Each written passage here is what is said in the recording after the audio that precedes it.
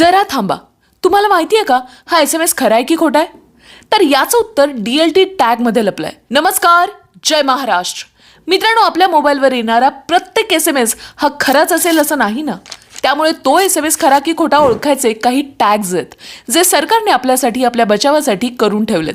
त्यालाच आपण distributed ledger technology DLT tags असं म्हणतो. सरकारने 2020 पासून हा नियम लागू केलाय, ज्यामुळे फसवेगिरीचे SMS, खोट्या लिंक्स, फिशिंग मेसेजेस यांच्यापासून आपला बचाव होऊ शकतो. तुम्हाला आलेल्या SMSच्या पुढे जर छोटीशी डॅश आणि GPST अशी अक्षरे लिहिलेली असतील तर त्याचे काय अर्थ होतात चला बघूया. G गव्हर्नमेंट, सरकारी योजना किंवा बँकेचे messages. P promotion, offers, discount, shopping विषयी.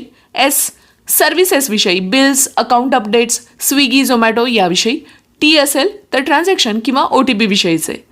तर आता फ्रॉड्युलंट मेसेजेस किंवा पर्सनल मेसेजेसच्या पुढे असे GPSTचे टॅग्स नसतात.